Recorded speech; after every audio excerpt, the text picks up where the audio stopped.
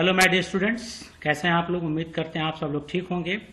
आज pharmaceutics 1 chapter 3 pharmaceutical ads में जो प्रिजर्वेटिव हम लोग डिस्कशन कर रहे थे, उसमें आज हम लोग डिस्कशन करेंगे anti microbial and chelating agent के बारे में। तो आज देखेंगे कि क्या होता है एंटी माइक्रोबियल एजेंट और चिलेटिंग एजेंट। प्रिजर्वेटिव को 3 क्लास में डिवाइड किया गया था। एंटीऑक्सीडेंट, जिसका डिस्कशन मैं कर चुका हूं प्रीवियस वीडियो लेक्चर में, जिसका लिंक आपको डिस्क्रिप्शन बॉक्स में मिल जाएगा। तो आज जो हम लोग डिस्कशन करेंगे वो anti microbial and chelating agent के बारे में। तो आइए देखते हैं क्या होता है एंटी माइक्रोबियल एजेंट और चिलेटिंग एजेंट। तो सबसे पहले देखें एंटी माइक्रोबियल एजेंट। नाम से इंडिकेट हो रहा, एंटी मीन्स होता है अगेंस्ट। एंटी का मतलब अगेंस्ट और माइक्रोब्स का मतलब ऑब्वियस सी बात है, माइक्रोब्स जो लिविंग ऑर्गेनिज्म है। तो इनके अगेंस्ट जो काम करे, इनके अगेंस्ट जो काम करे यानी इनको किल कर दे या इनकी ग्रोथ जो हो रही है उसको क्या करे, रोक दे, प्रिवेंट कर दे, ऐसे। तो इसकी डिफिनेशन देखें क्या लिखा गया है। डिफिनेशन यहां पे, substance that use to prevent, रोकना, और kill the growth of microbes is known as anti microbial agent. यानी ऐसा सब्सटेंस, कोई भी सब्सटेंस हो जो माइक्रोब्स है इनकी ग्रोथ रोक दे या इनको मार दे, तो उनको हम लोग कहेंगे एंटी माइक्रोबियल एजेंट। ठीक, क्योंकि प्रिजर्वेटिव में मैंने बताया था, क्या बताया मैंने प्रिजर्वेटिव में, जो लाइफ ड्रग की या जो सेल्फ लाइफ है, जिसको हम लोग सेल्फ लाइफ कहते हैं ड्रग की, वो क्या होता है, इंक्रीज करता है। इंक्रीज करने के लिए हम लोगों ने ऑक्सीडेशन प्रिवेंट किया था। ऑक्सीडेशन प्रिवेंट करने के लिए हम लोगों ने क्या यूज किया था, एंटीऑक्सीडेंट। अब हम लोग माइक्रोब्स से जो बायोलॉजिकल स्टेबिलिटी थी उसको रोकने के लिए हम लोग माइक्रोब्स को रोकना है, इसकी ग्रोथ को रोकना है, इसको किल करना है, तो यहां पे हम लोग यूज करेंगे एंटी माइक्रोबियल एजेंट। और ये एंटी माइक्रोबियल एजेंट हमारे प्रोडक्ट की लाइफ को क्या करेगा, इंक्रीज करेगा। जैसे मैंने कहा था, जो फूड हम लोग घर में बनाते हैं, जो फूड हम लोग घर में बनाते हैं, ये फूड क्या होता है, 24 आवर्स तक नहीं रहता है। यानी मॉर्निंग में बना के नेक्स्ट मॉर्निंग में आप नहीं खाएंगे, क्या होता है, बासी हो जाता है। ये क्या होता है, इसमें डिटोरिएशन होता है। और यहां पे डिटोरिएशन किसकी वजह से होगा, माइक्रोब्स की वजह से होता है। क्योंकि मैंने कहा माइक्रोब्स में जो हमारी रिक्वायरमेंट होती है माइक्रोब्स को सरवाइव करने के लिए, वो क्या क्या चाहिए, एक तो वाटर चाहिए इनको, दूसरा क्या चाहिए, फूड। ठीक, फूड का सोर्स क्या होगा, नेचुरल। नेचुरल जो भी चीजें होंगी उसमें फूड का सोर्स होगा। अब नेचुरल में और वाटर, तो जितने भी लिक्विड डोजेस फॉर्म होते हैं या सेमी सॉलिड डोजेस फॉर्म होते हैं, इनमें ये दोनों चीजें मिल जाती हैं। लिक्विड और सेमी सॉलिड डोजेस फॉर्म में वाटर तो मिल गया इनको। फूड की बात करें तो अगर कोई नेचुरल इंग्रेडिएंट्स इसमें यूज किया गया या ऐसी चीज जो नेचुरल इंग्रेडिएंट से तैयार किया जाए, जैसे सुक्रोज की बात करें, सुक्रोज किसमें यूज होता है, सिरप में। ठीक, तो सिरप में नेचुरल इंग्रेडिएंट्स आ गया तो यहां पे माइक्रोबियल ग्रोथ होने के चांसेस हैं। लेकिन सिरप देखा जाए तो सिरप को कहा जाता है सेल्फ प्रिजर्वेटिव। क्या कहते हैं, सेल्फ प्रिजर्वेटिव। और सिरप को सेल्फ प्रिजर्वेटिव क्यों कहा जाता है, क्योंकि इनका जो ऑस्मोटिक प्रेशर होता है वो क्या होता है, हाई। और वो ऑस्मोटिक प्रेशर हाई क्यों होता है, कि इसमें जो सुक्रोज का कंसंट्रेशन है वो ज्यादा होता है। ठीक, तो इस तरह से माइक्रोब्स को किल करके भी हम अपने प्रोडक्ट्स की लाइफ को इंक्रीज कर सकते हैं। और देखा जाए जो एजेंट है इनका मोड ऑफ एक्शन क्या होता है, या तो ये सेल वॉल के सिंथेसिस को इनहिबिट करेंगे, तो जो सेल वॉल की सिंथेसिस इनहिबिट हो जाएगी तो सेल की ग्रोथ नहीं होगी। नेक्स्ट देखें प्रोटीन सिंथेसिस। प्रोटीन सिंथेसिस में क्या है कि प्रोटीन की सिंथेसिस को इनहिबिट करेंगे। प्रोटीन की सिंथेसिस से इनहिबिट करके सेल की डेथ कैसे होती है, जब हमारे शरीर में क्या बायोकेमिकल रिएक्शंस होते हैं। ठीक, बायोकेमिकल रिएक्शन का मतलब जैसे हम लोगों ने रेस्पिरेशन पढ़ा है, ग्लाइकोलिसिस होती है। ये जो ग्लाइकोलिसिस होता है ये इसी को कहते हैं बायोकेमिकल रिएक्शन। और ये जो बायोकेमिकल रिएक्शंस होते हैं इनको गवर्न करता है कौन, एंजाइम्स। ठीक, एंजाइम्स किसके बने होते हैं, प्रोटीन्स के। कहा जाता है ऑल एंजाइम्स आर प्रोटीन। सारे एंजाइम्स क्या होते हैं, protein, but all proteins are not enzymes. तो जब सारे एंजाइम्स प्रोटीन हैं तो प्रोटीन नहीं बनेगा तो एंजाइम नहीं बनेगा। एंजाइम जब नहीं बनेगा तो जो बायोकेमिकल रिएक्शंस हो रहे हैं बॉडी में, जो हमको एनर्जी दे रहा है, वो नहीं होगा। और जब वो नहीं होगा तो सेल को एनर्जी नहीं मिलेगी। और जब सेल को एनर्जी नहीं मिलेगी तो सेल क्या होगा, रिटायर्ड होगा, थकेगा और धीरे धीरे सेल की डेथ हो जाएगी। ठीक, तो यहां पे प्रोटीन की सिंथेसिस को इनहिबिट करके भी हम यहाँ पे माइक्रोब्स की डेथ की जाती है, माइक्रोब्स की ग्रोथ को इनहिबिट किया जाता है। प्रोटीन की सिंथेसिस कभी कभी क्या होता है, डीएनए आरएनए को ब्लॉक करते हैं, क्योंकि प्रोटीन की सिंथेसिस में डीएनए आरएनए का बहुत बड़ा रोल है। ठीक है, तो ये इनका एक तरह से कह सकते हैं मैकेनिज्म ऑफ एक्शन है जिसके थ्रू ये काम करते हैं। नेक्स्ट देखा जाए, इट मे बी फंगिस्टैटिक या बैक्टीरियोस्टैटिक, फंगिसाइडल या बैक्टीरियोसाइडल। अब देखो दो वर्ड यहां पे है, अगर याद रखें तो स्टैटिक और साइडल। ठीक, इन दोनों का मतलब समझें। स्टैटिक का मतलब होता है इनहिबिट करना या रोकना, ठीक। साइडल का मतलब होता है किल करना, ठीक। तो यहां पे देखें, प्रिवेंट किया गया तो इसको स्टैटिक कहेंगे, किल कहा तो इसको कहेंगे साइडल। तो कुछ होते हैं जो बैक्टीरियोस्टैटिक होते हैं, यानी उनको हम लोग बैक्टीरियोस्टैटिक कहेंगे या फंगिस्टैटिक कहेंगे। कुछ माइक्रोब्स को किल करते हैं, उनको हम साइडल कहेंगे। तो यहीं पे लिखा गया है that is one that inhibit fungi और बैक्टीरिया क्या ग्रोथ को रोके, इसको बोलेंगे बैक्टीरियोस्टैटिक। जो किल करे, ठीक, किसको, फंगाई को, बैक्टीरिया को, इसको हम लोग कहेंगे बैक्टीरियोसाइडल या फंगिसाइडल। ठीक, anti microbial preservatives prevent degradation by microbes. तो एंटी माइक्रोबियल एजेंट क्या करता है, प्रिजर्वेटिव्स प्रिवेंट करता है डिग्रेडेशन को, और वो डिग्रेडेशन किसके द्वारा होता है, माइक्रोब्स के द्वारा। ठीक, नेक्स्ट पॉइंट लिखा गया, species organism generally recognised as undesirable, जो हमारे लिए अच्छा नहीं है, किसमें, ओरल लिक्विड में। जैसे साल्मोनेला स्पीसीज है, एश्चरिकिया कोलाई है, सीडोमोनास स्पीसीज है, क्लोस्ट्रीडियम है, कैंडिडेट एल्बिकेंस है। ये अगर बैक्टीरिया अगर हमारे सिस्टम में है या ये माइक्रोब्स हैं तो ये अनडिजायरेबल है ओरल लिक्विड। मैंने कहा ओरल लिक्विड में माइक्रोबियल ग्रोथ के चांसेस है, सेमी सॉलिड में तो ये जो है अनडिजायरेबल है, इनकी ग्रोथ नहीं होनी चाहिए। इससे क्या होगा, हमें हमारे अंदर डिजीज कॉज होगी। तो डोजेस फॉर्म हमने लिया अपनी बीमारी को ठीक करने के लिए, और इन्होंने क्या कॉज कर दिया, डिजीज। ठीक है, अब नेक्स्ट देखें,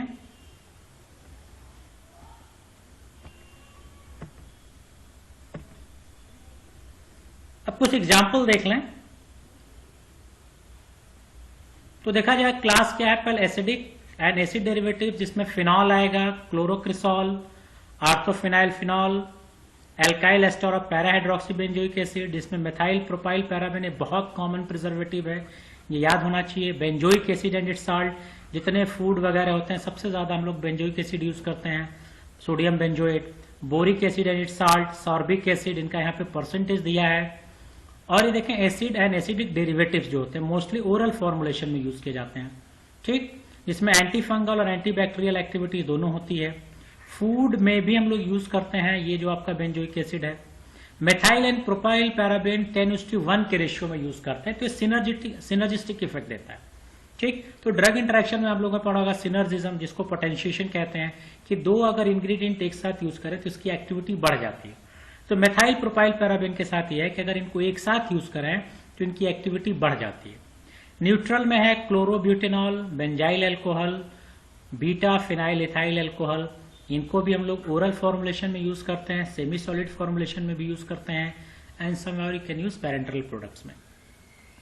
मर्क्यूरियस में देखें thiomersal, phenyl mercuric acetate and nitrate, PM जिसका पीएमए शॉर्ट फॉर्म है, और पीएमएन, यानी पीएमए किसको कहेंगे, फिनाइल मर्क्यूरिक एसिटेट, और एसिटेट की जगह अगर हम लोग नाइट्रेट लगा देंगे तो इसको बोलेंगे पीएमएन। ये हम लोग ophthalmic, nasal and parental formulation में यूज करते हैं। ठीक, ऑप्थेल्मिक में यूज किया जाएगा, नेजल में पर। डिसएडवांटेज क्या है, मर्क्यूरियल्स जो होते हैं readily reduce to free mercury, ठीक, तो इसलिए इसको ओरल फॉर्मुलेशन में यूज नहीं किया जाता है। क्वार्टरनरी अमोनिया कंपाउंड देखा जाए, जो क्वार्टरनरी अमोनिया कंपाउंड जिसको हम लोग कहते हैं बेंजलकोनियम क्लोराइड एंड सिटाइल पायरिडोनियम क्लोराइड, ठीक, not use in oral formulation, इसको भी ओरल फॉर्मुलेशन में यूज नहीं करते हैं। लेकिन अगर आप देखें बेंजलकोनियम क्लोराइड, सिटाइल पायरिड, सबसे ज्यादा इसको हम लोग ऑप्थेल्मिक फॉर्मुलेशन में यूज करते हैं। कोई भी आई ड्रॉप देखो तो उसमें ये दो इंग्रेडिएंट्स आपको ज्यादा मिलेंगे। नेजल में हम लोग यूज करते हैं, पैरेंटल में यूज करते हैं। ठीक है, डिसएडवांटेज इसका ये है कि ये इनएक्टिवेट होते हैं, बहुत सारे इंग्रेडिएंट के साथ इनएक्टिवेट हो जाते हैं। तो ये इनका एक एग्जाम्पल है जो याद होना चाहिए। तो एटलीस्ट इसमें से अगर आप देखें तो कम से कम 10 से 12 एग्जाम्पल आपको याद होनी चाहिए, क्योंकि एग्जिट एग्जामिनेशन के पॉइंट ऑफ व्यू से बहुत इंपॉर्टेंट है और एनुअल एग्जामिनेशन के पॉइंट ऑफ व्यू से भी बहुत इंपॉर्टेंट है। नेक्स्ट देखा जाए तो कुछ यहाँ पे एग्जाम्पल्स को मैंने थोड़ा सा एलोबरेट किया, जैसे बेंजोइक एसिड को, तो सिंपलेस्ट एसिड है एरोमेटिक सीरीज का बेंजोइक एसिड, COH लगा दे बेंजीन में। ये फूड स्टफ में ज्यादा यूज करते हैं, ड्रग एंड कॉस्मेटिक में, तो सबसे ज्यादा फूड में यूज करते हैं sodium benzoate. It is used as a sodium and potential salt of benzoic. मैंने कहा साल्ट का बेंजोइक, तो sodium benzoate, potassium benzoate. Benzoic acid is non toxic, अगर लार्ज क्वांटिटी में लिया जाए तो ये नॉन टॉक्सिक है, लेकिन हेल्थ इश्यूज रहते हैं। It is used as a 0.1 to 0.3% weight by volume concentration. और अगर देखें it loss their activity, pH 5 से ज्यादा हो तो इसकी एक्टिविटी खत्म हो जाएगी। तो थोड़ा ये प्रॉपर्टीज हम लोग को आनी चाहिए, अदरवाइज अगर हमारे पास डिफिनीशन याद है और इसका एग्जाम्पल याद है, ठीक, तो सफिशियंट होता है। साथ में सबसे इंपॉर्टेंट होता है आइडियल प्रॉपर्टी, ठीक। और आइडियल प्रॉपर्टी में एंटीऑक्सीडेंट पढ़ाने से पहले बता दे चुका हूं, वही सेम पॉइंट यहाँ पे फिर आपको डिस्कस करना होगा, ठीक। पैरा हाइड्रोक्सी बेंजोएट के बारे में देखा जाए, जिसको मिथाइल, एथाइल, प्रोपाइल पैराबेन, ये बहुत इंपॉर्टेंट है। Methyl paraben, propyl paraben, ethyl paraben, ये भी बेंजोइक एसिड के डेरिवेटिव्स हैं, ठीक। इसको ओरल फॉर्मुलेशन में ज्यादा यूज करते हैं, यहाँ पे सिरप में लिखा गया है, ठीक। These esters are also available in the sodium salt के फॉर्म में भी पाया जाता है। और इसका कंसंट्रेशन देखें तो 0.005 to 0.05। और अभी इसके पहले भी बताया कि इसको हम लोग कॉम्बिनेशन में यूज करते हैं मिथाइल एंड प्रोपाइल पैराबेन, तो ये सिनर्जिस्टिक इफेक्ट देता है, ठीक।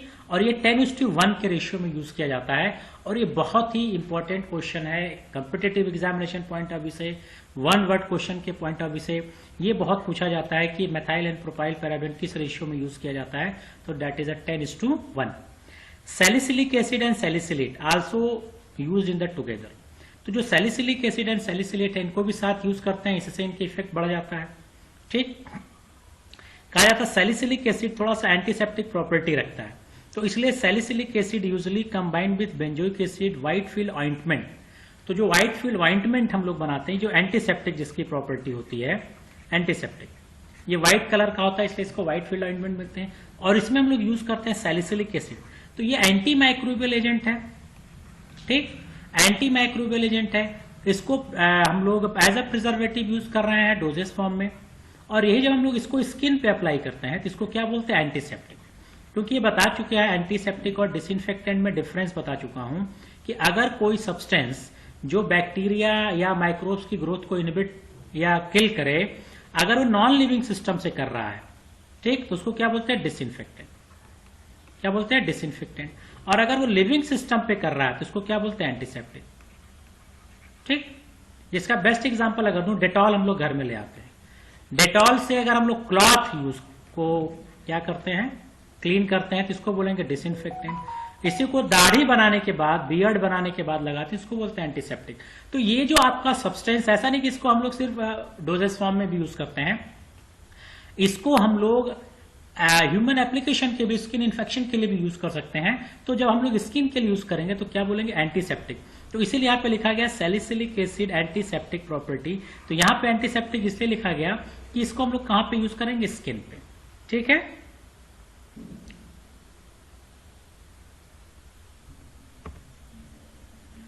मर्कुरियल्स देखें तो मरकरी कंपाउंड है, बहुत लो कंसंट्रेशन में यूज करते हैं, 1:10,000। नाइट्रेट एंड एसिटेट साल्ट, ठीक, आज both effective against the bacteria and fungi, ये दोनों को किल करेगा, बैक्टीरिया को, फंगस को भी। Acetate are slightly more soluble than nitrate, ठीक। तो जो आपका एसिटेट है इसकी सॉल्युबिलिटी थोड़ी सी ज्यादा है as compare to the nitrate. It can use in the process of sterilization, heating with bactericide, ठीक। स्टेरिलाइजेशन में इसका यूज किया जाता है। केमिकल स्टेरिलाइजेशन अगर हम देखें तो केमिकल स्टेरिलाइजेशन में हम लोग, स्टेराइल का मतलब ही क्या होता है, स्टेराइल का मतलब होता है free from microbes, free from micro. Sterile का मतलब ही होता है माइक्रोब्स को यहां से हटाना है। तो अगर हमें कोई चीज आपको स्टेराइल करना है, फार्मास्यूटिकल प्रोडक्ट स्टेराइल करना है या कोई आर्टिकल स्टेराइल करना है, तो स्टेराइल करने के लिए हम लोग केमिकल स्टेरिलाइजेशन भी यूज करते हैं। तो यहां पे हम लोग मर्क्यूरियस यूज करेंगे और यहां पे हीटिंग टेक्निक भी यूज करते हैं, ठीक, दोनों चीजें। It can use parenteral preparation, इसको पेरेंट्रल प्रिपरेशन में यूज करेंगे। अब आ गया फिनॉल, जिसको कार्बोलिक एसिड कहते हैं। एक तरह से इसको पहला एंटीसेप्टिक कहा जाता है। It was discussed by the Lister 1867 में। बहुत क्वेश्चन पूछा जाता है। लिस्टर साइंटिस्ट थे, पहले जो सर्जरी वगैरह हॉरेबल हुआ करती थी, लोग सेप्टिसीमिया से मर जाते थे, तो पहला इन्होंने एंटीसेप्टिक डिस्कवर किया था, या जिसको कहते हैं फिनॉल, जिसको कार्बोलिक एसिड कहते हैं, 1867 में। और इसका यूज करके देखा गया कि जो डेथ रेट थी वो कम हो गई, तो वहां से एंटीसेप्टिक का कॉन्सेप्ट जनरेट हुआ। फिर वहां से एंटी माइक्रोबियल एजेंट का कॉन्सेप्ट डेवलप हुआ। The effectiveness of many disinfectant is compared against the phenol as a standard. ये बहुत इंपॉर्टेंट चीज है कि फिनॉल को स्टैंडर्ड मानते हैं। क्या मानते हैं? स्टैंडर्ड। और इससे कंपेयर किया जाता है अदर एंटी माइक्रोबियल एजेंट को, ठीक, उसकी इफेक्टिवनेस इससे कंपेयर करते हैं। It use as added bactericide in 0.5 weight by volume concentration.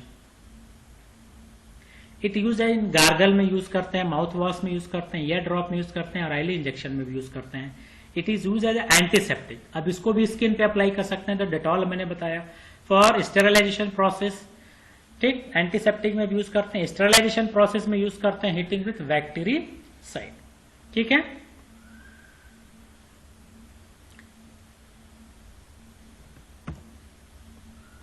अब लास्ट देखा quaternary ammonia compound. Quaternary ammonia compound it important anti microbial compound है। और अभी हमने देखा भी था बेंजलकोनियम chloride and cetyl pyridinium chloride, दो तो चार्ट में मिला था। तीसरा है यहाँ पे benzethonium chloride and cetyl trimethyl ammonium bromide, ये भी आपके क्वाटर्नरी अमोनियम कंपाउंड है। ये दो बहुत कॉमन है, cetyl pyridinium chloride. These compound are effective as a low concentration में भी ये काम करता है।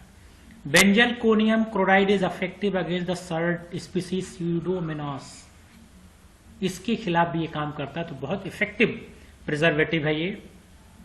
It is not use in oral formulation, इस कहाँ यूज करेंगे? ऑप्थेल्मिक में, नेजल में, पेरेंटल फॉर्मुलेशन में, ठीक। दीज कंपाउंड में भी इनएक्टिवेटेड, चार्ट में था, बाय एनायनिक मटेरियल। सोप या लराइल सल्फेट हम लोग यूज करें तो क्वाटर्नरी अमोनिया कंपाउंड क्या होगा? इनएक्टिवेट हो जाएगा, ठीक। तो ये याद रखना है कि ये जो आपका क्वाटर्नरी अमोनिया कंपाउंड है, ये अगर हम लोग एनायनिक मटेरियल यूज करें, सोप और लराइल सल्फेट, उसकी प्रेजेंस में ये क्या हो जाएगा? इनएक्टिव हो जाएगा। तो ये था एंटी माइक्रोबियल एजेंट। अब नेक्स्ट देखें हम लोग चिलेटिंग एजेंट। चिलेटिंग एजेंट का मतलब होता है कॉम्प्लेक्स बनाना। तो कॉम्प्लेक्स बना के भी ड्रग प्रोडक्ट की लाइफ को बढ़ाया जा सकता है। तो द टर्म चिलेट डेराइव्ड है ग्रीक वर्ड चिले, इसका मतलब होता है क्रैब्स क्लॉ। क्रैब मतलब केकड़ा का जो क्लॉ, ठीक। तो वो देखें कुछ आपका ऐसा होता है कि जैसे लगता है कि कॉम्प्लेक्स बना हुआ है। These process by which these organic compound combine with metal to form relatively stable non-ionized ring complex, ठीक। तो ये जो कॉम्प्लेक्स बना था ये मेटल के साथ, ठीक। तो मेटल के साथ कॉम्प्लेक्स बना लेगा जो कि नॉन आयोनाइज्ड है, आयोनाइज्ड नहीं होगा। अब जब नॉन आयोनाइज्ड नहीं है, नॉन आयोनाइज्ड है ये, तो इसकी स्टेबिलिटी क्या हो गई? इंक्रीज कर गई। In this the ligand molecule bind through the donor group and make a type of ring, thus forming a complex. उसके चारों तरफ एक रिंग बना लेगा with pharmaceutical ingredient, thus protecting it from any deterioration. ठीक, एक तरह से चारों तरफ से ड्रग प्रोडक्ट है, इसके चारों तरफ अटैच हो गया, रिंग बना लिया, अब इसको प्रोटेक्शन प्रोवाइड करेगा। और ये बनाने के लिए डोनर ग्रुप से अटैच होता है। तो इस तरह से केमिकल सिस्टम है वहां पे, ठीक। These are also used to prevent heavy metal poisoning. EDTA को सबसे ज्यादा हैवी मेटल पॉइजनिंग में यूज करते हैं। हैवी मेटल पॉइजनिंग में क्यों यूज करें? क्योंकि ये कहा गया कि किससे कंबाइन करता है? मेटल के साथ। अब मेटल के साथ ये जब कंबाइन बना लेगा तो कॉम्प्लेक्स बना लेगा। जब कॉम्प्लेक्स बनाया तो जो भी है, जैसे मरकरी है, अब मरकरी की जो प्रॉपर्टी है वो तो क्या होगी? खत्म होगी, क्योंकि ये बाइंड कर गया है। क्योंकि कई बार मैंने कहा कि किसी भी ड्रग के साथ अगर कोई चीज बाइंड कर जाए, ठीक, जैसे ये हमारा क्या है? बेंजीन है, इसकी अपनी प्रॉपर्टी, इसके साथ मैंने OH ऐड कर दिया, तो क्या हो गया? फिनॉल। अब बेंजीन और फिनॉल की प्रॉपर्टी क्या अलग अलग है, ठीक। तो इस तरह से रिंग कॉम्प्लेक्स बना के यहाँ पे भी इसके डिटोरिएशन को क्या करता है? प्रोटेक्ट करता है। जिसमें EDTA एंड सिट्रिक एसिड है। EDTA का फुल फॉर्म सबको याद होना चाहिए, इथाइलिन डाई एसिटेट, सॉरी। तो देखें ईडीटीए का फुल फॉर्म क्या है, ethylene di amine tetra acetate, ये इसका फुल फॉर्म है। ठीक, तो ये हो गया चिलेटिंग एजेंट।